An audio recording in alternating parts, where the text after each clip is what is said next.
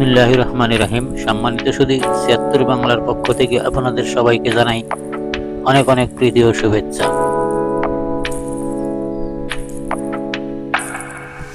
বেশ কয়েকদিন বৃষ্টির পর আজকে হঠাৎ আকাশটা পরিষ্কার হয়ে যাওয়ায় অনেক সুন্দর লাগছে প্রাকৃতিক পরিবেশটা। চারদিকের পরিবেশটা সত্যি অনেক সুন্দর।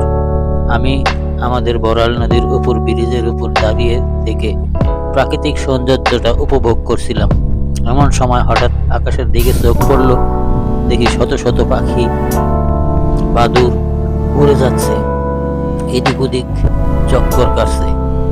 আমার কাছে দেখে মনে হলো ভালোই লাগছে, তাই একটু ক্যামেরার মাধ্যমে ভিডিও ফুটেজ ধারণ করলাম।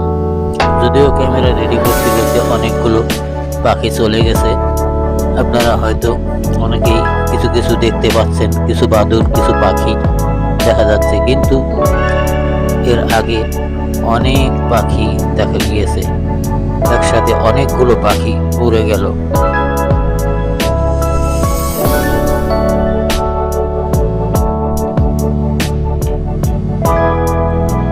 অনেক দূরে সামনের দিকে দেখা যাচ্ছে কয়েকটা পাখি উড়ে যাচ্ছে।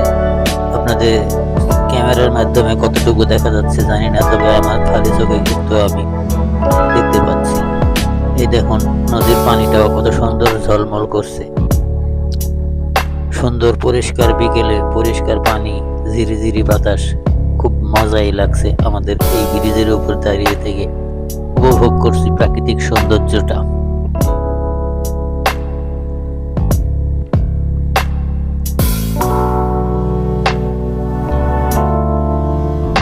নদীটা যদি চালু থাকতো তাহলে অনেক সুন্দর লাগতো। কর্তৃপক্ষের যেন ঘুমই ভাঙে না।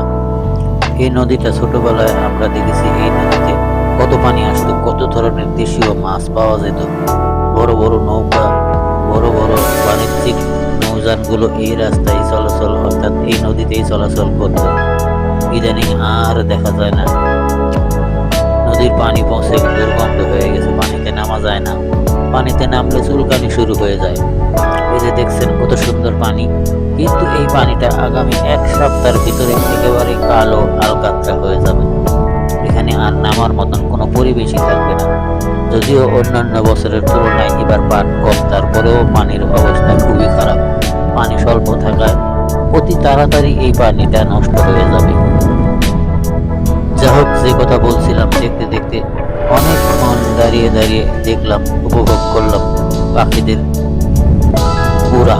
কত সুন্দরভাবে পাখি উড়ে আকাশে এ প্রান্ত থেকে অন্য প্রান্তে চলে যাচ্ছে। এই তো স্রষ্টার সেরা সৃষ্টি।